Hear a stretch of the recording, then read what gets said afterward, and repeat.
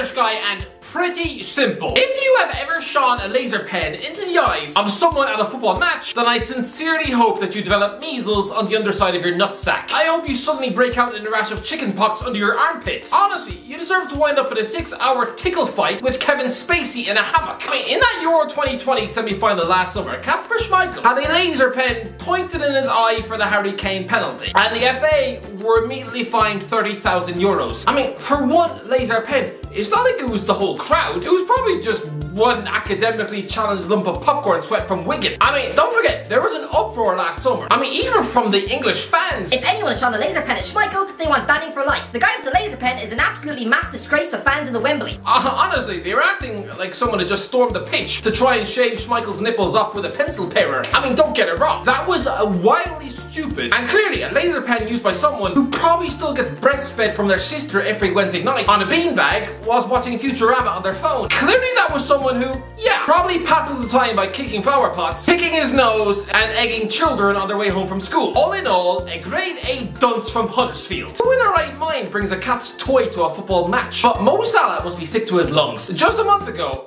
he saw his supposed mate, Sadio Mane, score the winning penalty to deny him the African Nations Cup. I mean, Salah had opted to take the 5th pressure penalty. You know, just like John Terry in Moscow, he wanted all the glory, except he didn't actually get to take it. You know, a bit like Ronaldo against Spain at Euro 2012. Am I the only one who remembers that backfiring in his face? So this time out, oh, he wasn't making any mistake. So he immediately grabbed the ball to take the first penalty. I mean, this guy clearly learned his lesson, because he knows now he can't exactly trust his inferior Egyptian teammates to score enough penalties to get it to 5. But I'm sorry, look at what those players had to face. I mean, it looks like they're at a goddamn Jennifer Lopez concert. Or, you know, sneaking into a kid's birthday party at Quasar Laser Quest on the top floor of a shopping centre in Leeds. And it gets worse. These were the scenes when Egypt players were warming up before the match. Oh, very nice. Chucking bottles and rocks at the opposition. I mean, are you serious? Rocks. Actual rocks. I mean, there's probably geologists out there reading this and hyperventilating into a shoe because they know, oh, they know the damage that rocks can cause to the human skull. I'm sorry, I might understand if Egypt won the African Nations Cup final. If these players were the reason for Senegalese heartache a month ago, then I might be able to understand why seeing their faces again so soon, oh, it wouldn't be very nice. I mean, in the same way back in February 2010, Wayne Bridge looked like he wanted to smack John Terry in the face with a frying pan because he was also very raw. But I mean,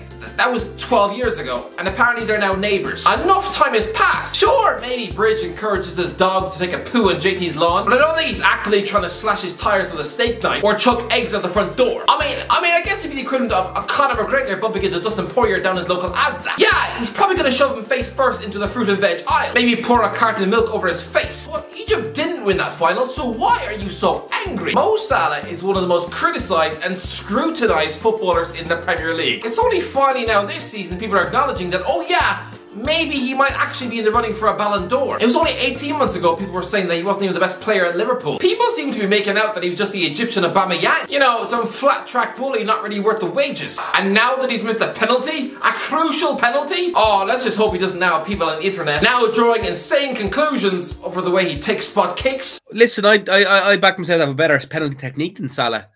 You know, Salah scores pens, but his technique is kind of unorthodox, whereas me, I'll finesse them in the bottom bins. I guarantee I would have scored. Egypt, give me a call for the next one.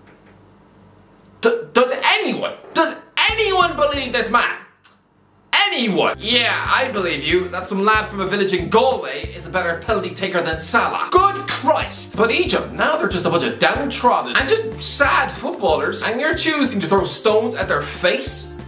Why? I don't care what anyone says. Shining a laser pen into the eyes of a footballer when taking a pressure penalty, it's pretty disgusting. Not quite as bad as trying to impregnate your sister on the back of a bus, but it's still pretty high up there in terms of revolting. I'm sorry, do you not realise that laser pens can burn someone's retina? And Salah had about 50 of them pointing at his face. This guy could realistically have been blinded. I mean, is a World Cup appearance for Senegal really worth turning this guy into Egypt's answer to Ray Charles? Salah could have spent the rest of his life walking into walls and stubbing his toe on the couch 9 times a day. And what's his crime? For trying to take a penalty kick for his country and throwing rocks at his head? Oh, very clever. Let's try and make the man bleed from his ears. Honestly, the Egyptians. Do you think Tutankhamun would have stood for this? No, pretty sure he'd have instantly demanded that whoever dared to shine a laser pen would immediately have their hands chopped off and fed to the the GOATs. But this was such a tense battle though. Mane versus Salah. The battle of the two Liverpool gods. It's almost as if African football is determined to force these two men to hate each other. I'm like, come on, these two probably share lunch in the Liverpool canteen, right? On European away trips, they probably play table tennis and 3 hours worth of Crash Bandicoot together on the bed. But the English press has always tried to stir up drama between the two. You know, creating friction by highlighting that Mane looks furious when Salah doesn't pass. You know, in the same way the Spanish media tried their very best to create war between Ronaldo and Gareth Bale. I mean, remember a few years ago when the French press were pretending that Kylian Mbappe was getting bullied by Neymar? I'm sorry, what? The two guys who both attend Rihanna parties in Miami? But here! Oh, well done Fred from Stoke, who does freelance work for the Sunday Telegraph. Because now your made-up story might actually be true. Because I would imagine now, after watching Mane break his heart twice in a month, of course Salah is probably now going to subconsciously feel like running over him in the Anfield car park. Because let's make no mistake about it. Yes, the two of them do great work together for Liverpool,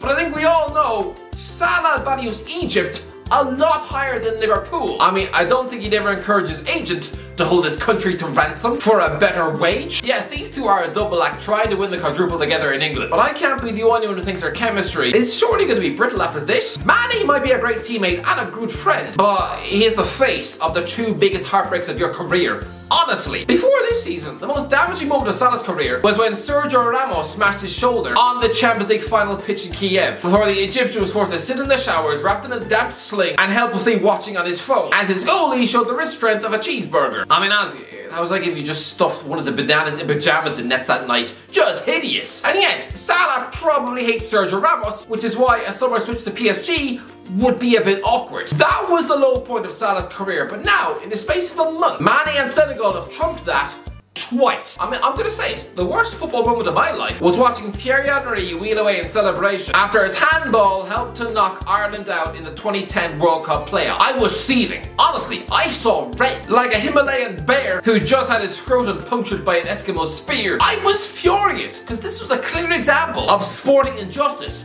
and I'm not ashamed to say, I wanted a rematch. And Patrice Evra didn't help matters much. He told L'Equipe, in football there are injustices all the time. Titi Henry doesn't deserve this, leave him be. The replay, I'll do it when you want on a PlayStation. Even reading this again, 13 years later. I mean, the biggest disgrace in sporting history. And he's offering us a rematch on the PlayStation. I would have shoved the telly remote down his throat. But honestly, if I was one of the authorities of FIFA, I would demand that the Senegal v Egypt match be replayed. Because the only reason that Senegal are going to the tournament is not because of any Edouard Mendy brilliance. No, it's because some wet gambins in the stadium chose to almost blind the opposition. If there's no punishment, then I can't understand this. Honestly, it makes utterly no sense. Is this really where we want football to go? To have fans in the crowd shining green lights at the players? I mean, to have supporters throwing rocks? This is supposed to be the beautiful game, not an event for Neanderthal thugs. Throwing rocks? No, I'm sorry, this isn't an R-rated episode of the goddamn Flintstones. These are actual human beings with families. But there was more shame in the World Cup qualifiers, because Nigeria were dumped out via the playoffs after losing out on away goals to Ghana. I mean, it's a shame. Nigeria were the talk of the last World Cup. I mean, remember that snazzy kit they brought out? Which everyone treated as if it was a sequin suit tailor-made for James Bond. I mean, I guess it looked nice enough, but calm down. The world's best football kit? I don't think I've actually seen anyone wear it in 4 years. I mean, this jersey broke record sales. It sold out after a record 3 million people tried to pre-order it from Nike. I mean, 2018 was Nigeria fever. And Nigeria gave a strong showing. Good grace, they almost knocked Argentina and Messi out in the group stages. And it's a shame we won't see such a proud footballing nation like them at the World Cup in Qatar. But I'm sorry, to react to this disappointment by storming the pitch and rioting, I mean, they ripped apart dugouts. They threw things at the players. The police had to use tear gas on them. And sadly, one doctor lost his life. Rest in peace. It was a complete and utter fiasco. I mean, I get the frustration. UEFA have just outlawed the away goals rule, and yet for some reason it still exists in Africa. But the media are painting this picture of Nigerian fans being idiotic thugs. And I'm sorry, is this a joke? I'm not saying this is the fault of Nigerian fans. Absolutely not. I love the Nigerian fans. I wouldn't call these donuts football supporters at all. They're not. They're just thugs looking for a fight. True Nigerian football fans just wept in their seats before going home to their families. Those were the real fans. The ones who love this sport. So I hate seeing news articles tarring all Nigeria fans or all Senegal fans. I want to make this very clear. Again, No. These people ban these individuals from all football stadiums for life. Let's see how big a football fan they are then, when they then choose to take out their aggression by kicking the dog or punching their granny in the teeth. Honestly, these are people who belong in jail. These are not Nigerian football fans, and these are not Senegalese football fans. Go ahead and look at the video I made on Ireland's Golden Generation. These people, these are real football fans. But the idiots who disgrace themselves against Ghana and the ones who shone laser pens at Salah, these are not true representations of football. They are not the voice of the Super Eagles. They are not the voice of Senegal. These are passionate, free-loving and vibrant football supporters in Africa. So I don't want to see European media painting African football as if they're a bunch of Millwall fans. No, this isn't the fault of Senegal or Nigeria. This is the fault of football hooligans. And honestly, they are smearing the reputation of the sport, ripping it apart with their bare hands. Honestly, what we watched last night, complete and utter disgrace. Anyway, that's what it is. What do you think? Let me know in the comment section below if you enjoyed the video. Don't forget to subscribe as always. Talk to you in a while.